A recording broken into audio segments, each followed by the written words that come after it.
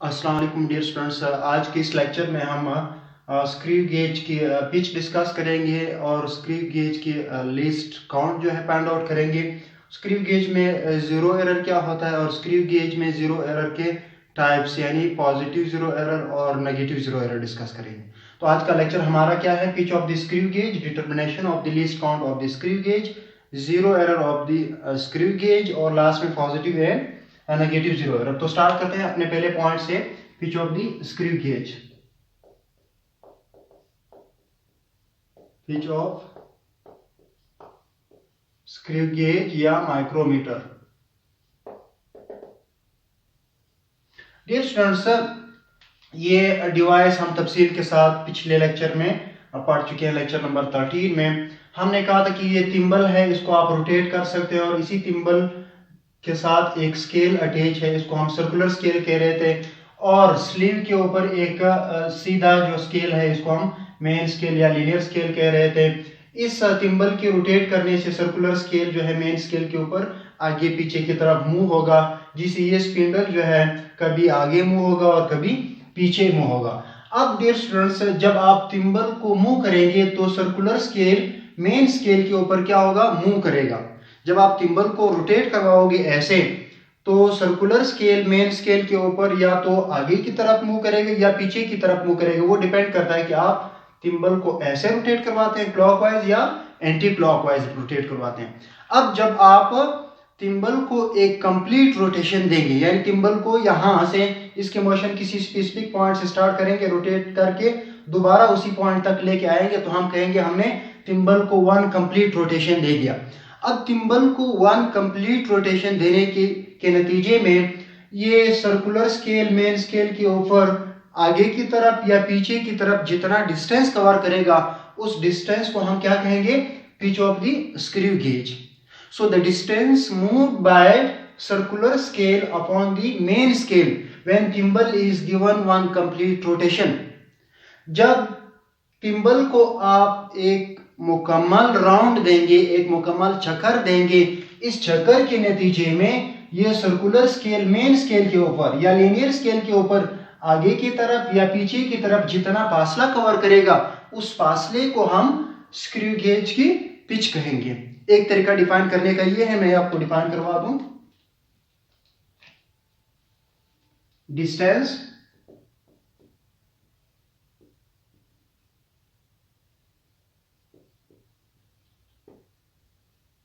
covered by circular scale on main scale when thimble is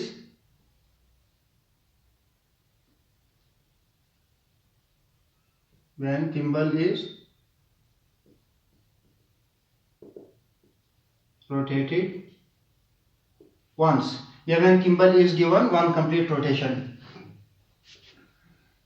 when thimble is given one complete rotation। Dear students, वो distance जो circular scale main scale के ऊपर cover करेगा आगे की तरफ या पीछे की तरफ, जब आप इस थिम्बल को एक दफा एक कंप्लीट चक्कर देंगे, यानी जहां से आपने स्टार्ट किया उसी पॉइंट की तरफ लेके आएंगे, तो ये जो डिस्टेंस कवर होगा मेन स्केल के ऊपर, this distance will be called pitch of the screw gauge. इसको आप एक दूसरे तरीके से भी डिफाइन कर सकते हैं कि the distance between two consecutive threads. आप इसको देखेंगे, इसके अंदर थ्रेड्स है ऐसे। अब जब आप थिम्बल को एक मुकम्मल चक्कर देंगे, तो ये थ्रेड से जो थिम्बल है, ये एक थ्रेड आगे आ जाएगा या एक थ्रेड पीछे चला जाएगा। So this distance between two consecutive threads is also called pitch of the screw gauge. तो हम इसको ऐसे भी डिफाइन कर सकते हैं, are the distance between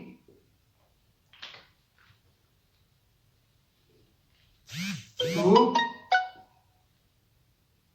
consecutive threads is called pitch of screw gauge. दो कंसेक्यूटिव थ्रेड्स के दरमियान जो डिस्टेंस होगा उसको हम क्या कहेंगे, स्क्रू गेज की पिच कहेंगे। डियर स्टूडेंट्स, ये दो कंसेक्यूटिव थ्रेड्स के दरमियान जो डिस्टेंस है ये जो आपके पास 0.5 मिलीमीटर भी हो सकता है और 1 मिलीमीटर भी हो सकता है। ये डिपेंड करता है कि सर्कुलर स्केल के ऊपर डिविजन्स कितने हैं। अगर सर्कुलर स्केल के ऊपर डिवीजन 50 है तो ये थिम्बल को आप एक रोटेशन देंगे, ये मेन स्केल के ऊपर जितना फासला कवर करेगा वो 0.5 मिलीमीटर होगा। अब अगर सर्कुलर स्केल के ऊपर डिवीजन हंड्रेड्स है तो जब आप थिम्बल को एक कंप्लीट रोटेशन देंगे, ये कंप्लीट रोटेशन के दौरान कितना फासला कवर करेगा, 1 मिलीमीटर कवर करेगा। तो ये पिच जो है डिपेंड करता है कि सर्कुलर स्केल के ऊपर डिविजन्स कितने हैं। उसके बाद नेक्स्ट जो हमारा पॉइंट है वो है determination of the least count of the screw gauge. Screw gauge की least count.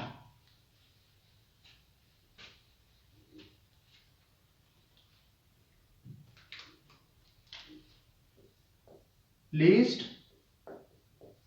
Count of screw gauge. Screw gauge की लीस्ट काउंट को हम कैसे डिटरमाइन करेंगे? हमें पता है कि लीस्ट काउंट 0.1 मिलीमीटर या 0.01 सेंटीमीटर है। डियर स्टूडेंट्स, लीस्ट काउंट को हम स्क्रू गेज की ऐसे डिफाइन करते हैं, least count is equal to pitch of screw gauge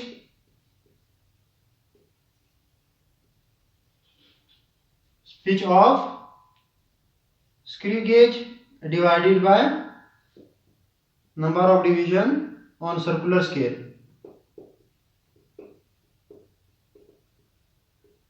On circular scale. Dear students, pitch least count जो है वो screw gauge की बराबर है pitch of the screw gauge divided by number of division on circular scale. अब दो condition हो सकते हैं। अभी थोड़ी देर पहले मैंने आपको बताया कि अगर इस सर्कुलर स्केल के ऊपर 50 डिविजन्स हैं, जैसे आपकी बुक में फिगर गिवन है या यहाँ पर मैंने इसको ड्रा किया हुआ है, अगर इसके ऊपर 50 डिवीजन हैं तो इसकी पिच कितनी होगी, 0.5 मिलीमीटर होगी। If divisions on circular scale is equal to 50, then pitch is equal to 0.5 millimetre. इसका ये मतलब है अगर आपने सर्कुलर स्केल के ऊपर जो आपके सामने है या आप यूज कर रहे हैं उसके ऊपर टोटल डिवीजन 50 है तो आप थिम्बल को एक कंप्लीट रोटेशन जब देंगे, ये थिम्बल लीनियर स्केल के ऊपर 0.5 मिलीमीटर डिस्टेंस कवर करेगा। इसीलिए हम कह रहे हैं कि इस स्क्रू गेज की पिच क्या होगी, 0.5 मिलीमीटर होगी। अब अगर इसके ऊपर टोटल डिवीजन हंड्रेड्स है, फिर आप थिम्बल को एक कंप्लीट रोटेशन देंगे, मुकम्मल चक्कर देंगे, तो अब ये मेन स्केल के ऊपर जितना डिस्टेंस कवर करेगा वो 1 मिलीमीटर होगा। तो हम कहेंगे 100 डिवीजन के लिए जो पिच है वो कितना है, 1 मिलीमीटर है, और 50 डिवीजन के लिए पिच कितना है, 0.5 मिलीमीटर है। तो ये दो वैल्यूज यहाँ पर पुट कर दे तो आपके पास लीस्ट काउंट आ जाएगी। Least count is equal to screw gauge की पिच कितनी है, 0.5 millimetre divided by total division कितने हैं, जब लीस्ट काउंट जब पिच इतनी होती है तब डिवीजन 50 होते हैं। इन दोनों को जब आप आपस में डिवाइड करेंगे तो आपके पास ये आ जाएगा 0.01 मिलीमीटर, या that is equal to 0.001 centimetre. अब दूसरे केस में देखें, if divisions on circular scale is equal to hundreds. अगर आपने इस सर्कुलर स्केल के ऊपर 100 डिवीजन की स्क्रू गेज आपके सामने हैं, देन पिच, फिर पिच या distance covered by circular scale on main scale must be equal to 1 millimetre. तो लीस्ट काउंट फिर क्या होगा, देखें least count is equal to pitch कितना है, 1 मिलीमीटर डिवाइडेड बाय 100। ए को आप 100 पे डिवाइड करेंगे तो ये आ जाएगा 0.01 मिलीमीटर, या सेंटीमीटर में आप लिखेंगे तो फिर आप इसको 10 पे मजीद डिवाइड कर देंगे, 0.001 सेंटीमीटर। सो ये लीस्ट काउंट है किस चीज की? स्क्रू गेज की। दो तरीके से हमने इसको डिराइव कर दिया। दो तरीके डिपेंड करते हैं कि सर्कुलर स्केल के ऊपर डिविजन्स 50 होंगे तो उसी स्क्रू गेज की पिच 0.5 मिलीमीटर होगी। अब अगर सर्कुलर स्केल के ऊपर डिविजन्स हंड्रेड्स है तो पिच कितनी होगी? 1 मिलीमीटर होगी। दोनों केसेस में हमारी जो लीस्ट काउंट वो क्या है? ये 0.01 मिलीमीटर, या ये यहां पर भी वही है, तो एक ही चीज है। अब जरा देखिए लीस्ट काउंट है क्या डियर स्टूडेंट्स। पिछले टॉपिक में भी डिफाइन करवा चुका हूं। द मिनिमम डिस्टेंस या the smallest distance that can be measured by screw gauge is called least count of the screw gauge. The smallest distance या the smallest length that can be measured by screw gauge is called least count of the screw gauge. तो कम से कम फासला ये कितना major कर सकता है? 0.01 मिलीमीटर या इतना। तो ये क्या हुआ? स्क्रू गेज का लीस्ट काउंट हुआ। उसके बाद हमारे पास नेक्स्ट जो पॉइंट है वो है जीरो एरर। डियर स्टूडेंट, पिछले टॉपिक में हम वर्नियर कैलिपर की जीरो एरर पढ़ चुके हैं। आपको याद होगा जीरो एरर क्या है कि रीडिंग लेने से पहले अगर डिवाइस के जीरोस आपस में कोइंसाइड नहीं कर रहे हैं तो हम कहेंगे कि इसमें क्या है? एरर्स हैं। तो देखें zero error of screw gauge, zero error of screw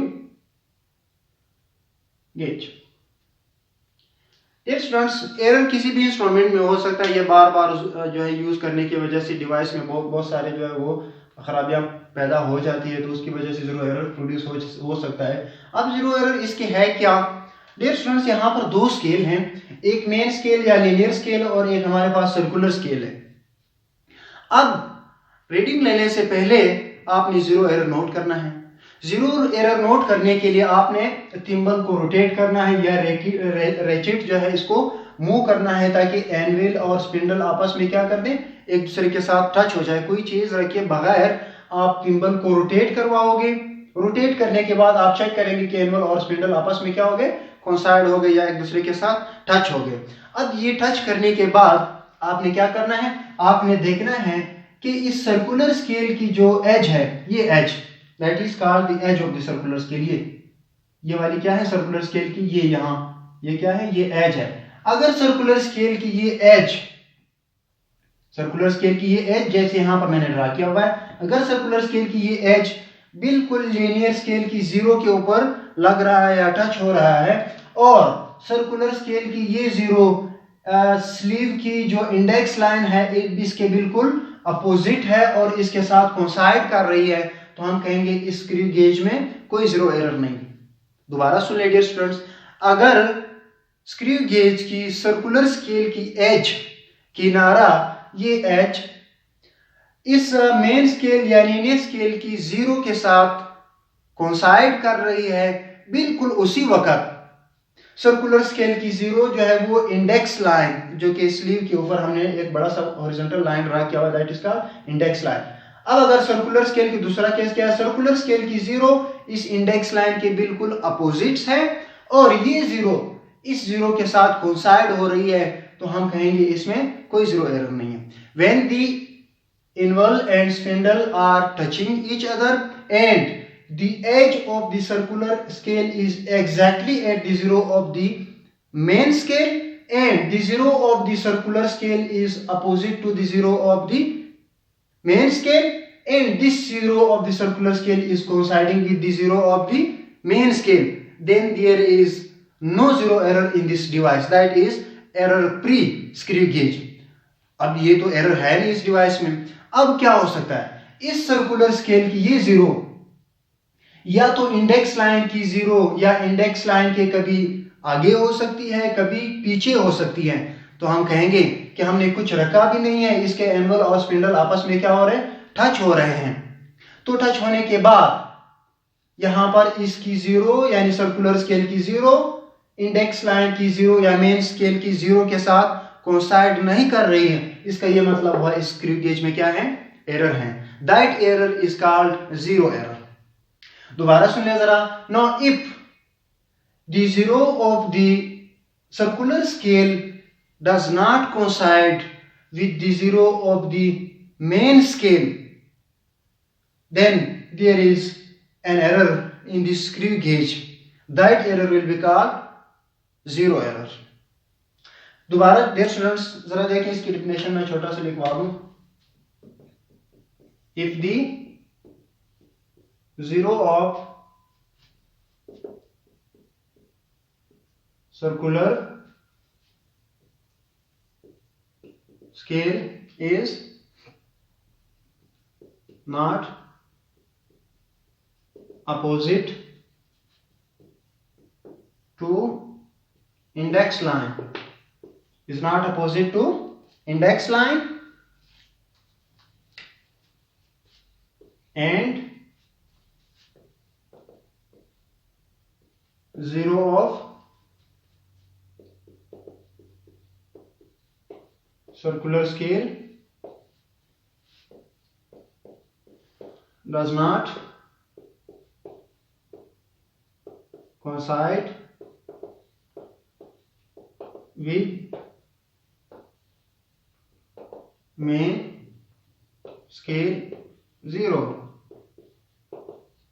then there is error in screw gauge,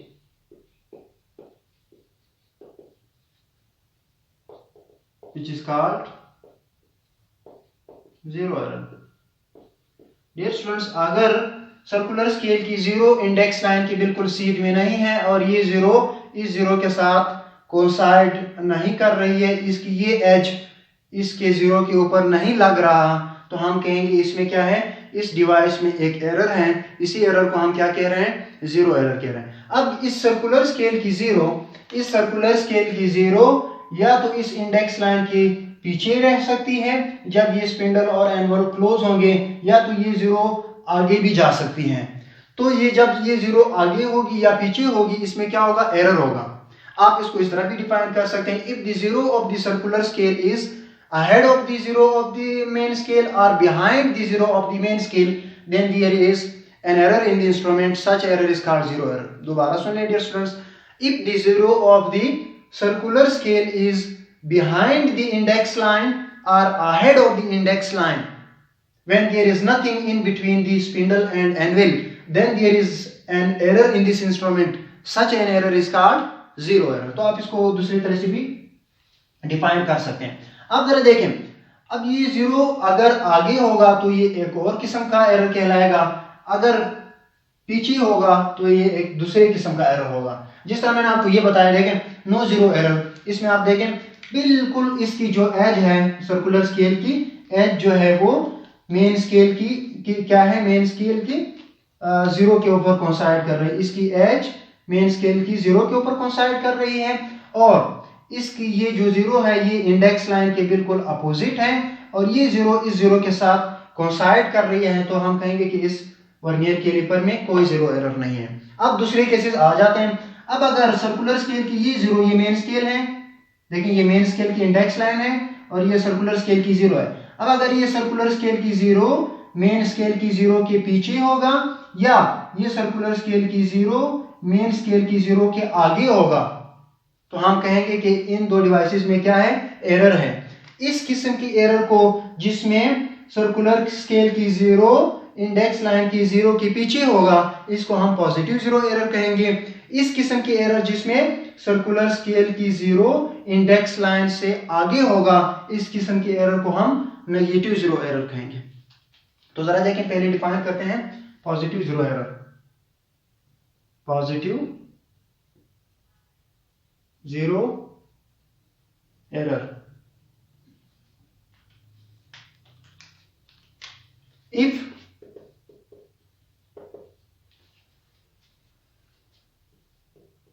if the zero of circular scale is behind the index line, then the zero error is called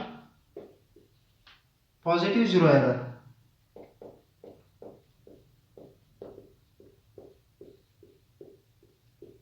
dear students, अगर circular scale की zero index line की zero के पीछे होगा तो इस zero error को हम क्या कहेंगे?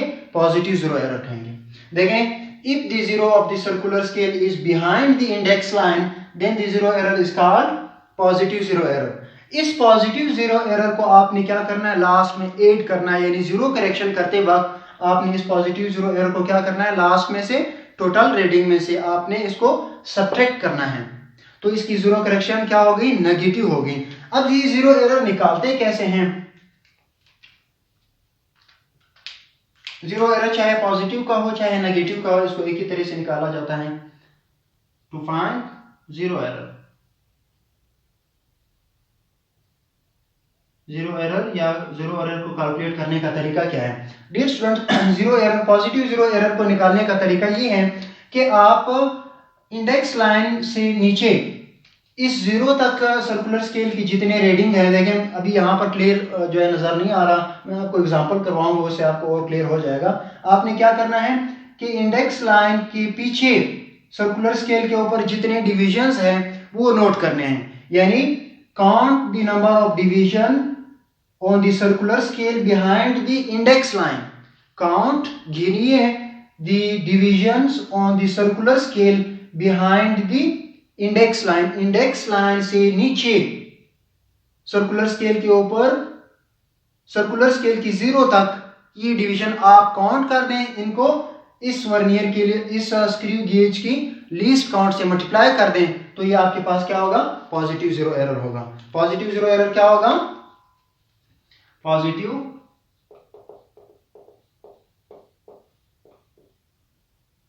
Zero error is equal to count the number of division that is behind the zero of the index line to the zero of the main scale। इस सर्कुलर स्केल की जीरो से लेके इस index line तक जो divisions हैं जो कि इंडेक्स लाइन से पीछे है, इनको आप काउंट कर दें, इनको आप क्या कर दें? मल्टीप्लाई कर दें लीस्ट काउंट से। Counted divisions behind index line to zero of circular scale multiplied by least count। ये आपके पास जीरो एरर होगा। इसको आपने रखना है जिस तरह वर्नियर कैलिपर में हम लास्ट में फिर सब्ट्रैक्ट करते थे या प्लस करते थे, इसको आपने नोट करके लास्ट में एक्यूरेट वैल्यू मालूम करने के लिए टोटल वैल्यू से आपने इसको क्या करना है? चूंकि पॉजिटिव जीरो एरर है तो टोटल वैल्यू में से आपने क्या करना है? इसको सब्ट्रैक्ट करना है। पॉजिटिव जीरो एरर का ये मतलब है कि ये डिवाइस हमें टोटल या एक्चुअल रीडिंग से ज्यादा, जब किसी डिवाइस में पॉजिटिव जीरो एरर होगा वो डिवाइस हमें एक्चुअल वैल्यू से या ट्रू वैल्यू से ज्यादा मेजरमेंट देगा। अब उस ज्यादा मेजरमेंट को एक्यूरेट करने के लिए हमें ये ज्यादा या एक्सिस जो रीडिंग है इसको लास्ट में सब्ट्रैक्ट करना पड़ता है। इसीलिए हम कहते हैं कि पॉजिटिव जीरो एरर की जो जीरो करेक्शन है वो क्या होगा? नेगेटिव होगा, यानी लास्ट में हमें ये जीरो एरर क्या करना पड़ेगा? सब्ट्रैक्ट करना पड़ेगा। जीरो एरर क्या है? आप इस सर्कुलर स्केल की इस मेन स्केल की जीरो से पीछे सर्कुलर स्केल की जीरो तक डिविजन्स नोट कर लेंगे, उन डिविजन्स को लीस्ट काउंट से मल्टीप्लाई कर देंगे, तो ये आपका क्या होगा? जीरो एरर होगा, पॉजिटिव जीरो एरर होगा। अब जरा देखें नेगेटिव जीरो एरर। दूसरा केस है जब जीरो पीछे था तो उस जीरो एरर को हम क्या कह रहे थे? Positive zero error. जब एरर जो है वो जब जीरो सर्कुलर स्केल का आगे होगा तो उसको हम क्या कहेंगे? नेगेटिव जीरो एरर कहेंगे। Negative zero error. Negative zero error देखें इस फिगर को, यहाँ पर मैंने ड्रा किया हुआ है। अब आप देख सकते हैं कि इस सर्कुलर स्केल की ये zero, that is the zero of the circular scale, ये सर्कुलर स्केल की जीरो और ये इंडेक्स लाइन। जब सर्कुलर स्केल की जीरो इंडेक्स लाइन से आगे चली जाएगी तो इस डिवाइस में जो एरर होगी उस एरर को हम क्या कहेंगे, नेगेटिव जीरो एरर कहेंगे। क्योंकि इस डिवाइस जो आपको रीडिंग बताएगा ये डिवाइस, ये एक्चुअल या ट्रू वैल्यू से कम बताएगा, इसलिए आपको ये जीरो एरर लास्ट में ऐड करना पड़ेगा। तो जरा देखिए इसको डिफाइन कर देते हैं जिस तरह फिगर से मैंने आपको बता दिया। If zero of circular scale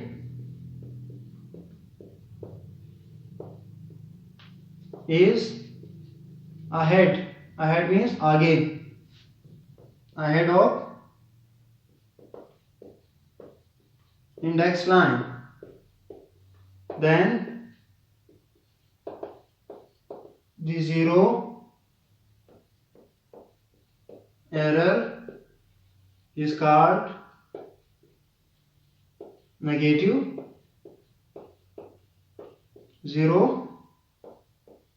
error. अगर सर्कुलर स्केल का जीरो इंडेक्स लाइन से आगे होगा या इंडेक्स लाइन के ऊपर होगा, अगर सर्कुलर स्केल का जीरो इंडेक्स लाइन से आगे होगा तो इस स्क्रू गेज में जो एरर है that error will be called negative zero error. और नेगेटिव जीरो एरर की जो जीरो करेक्शन होती है वो पॉजिटिव होती है। मतलब इस डिवाइस से आप कैलकुलेशन लेंगे, ये ट्रू वैल्यू से कम कैलकुलेशन देगा, तो इस जीरो एरर को आप में लास्ट में आपको क्या करना पड़ेगा, ऐड करना पड़ेगा। इसकी नेगेटिव जीरो एरर की जीरो करेक्शन पॉजिटिव होती है और पॉजिटिव जीरो एरर की जीरो करेक्शन नेगेटिव होती है। या यहाँ पर आपने जीरो एरर को सब्ट्रैक्ट करना होता है, यहाँ पर आपने जीरो एरर को ऐड करना होता है। अब आप ये जीरो एरर कैसे निकालेंगे? To calculate or find the negative zero error। Negative zero error को मालूम करने या फाइंड आउट करने का तरीका क्या है? डियर स्टूडेंट्स, यहाँ पर आप देखें, आपने क्या करना है, पिछले केस में आपने इंडेक्स लाइन से सर्कुलर स्केल की जीरो तक जो पीछे डिविजन्स थे वो काउंट करने थे या ऑब्जर्व करने थे, उनको आपने मल्टीप्लाई करना था लीस्ट काउंट से। यहाँ पर उसके अपोजिट केस है, इंडेक्स लाइन से और सर्कुलर स्केल की जो जीरो है ऊपर वहां तक, इनके दरमियान जो डिविजन्स होंगी ये आपने ऑब्जर्व करने हैं या काउंट करने हैं, इन डिवीजन को आपने लीस्ट काउंट से मल्टीप्लाई करना है। सो ये आपका क्या कहलाएगा, नेगेटिव जीरो एरर कहलाएगा। What is negative zero error? Count the number of division ahead from the index line to the zero of the circular scale, या count the number of division in between index line and zero of the circular scale and multiplied these division to the least count, this will be the zero error। zero error क्या होगा, आप circular scale की zero और index line के दरमियान division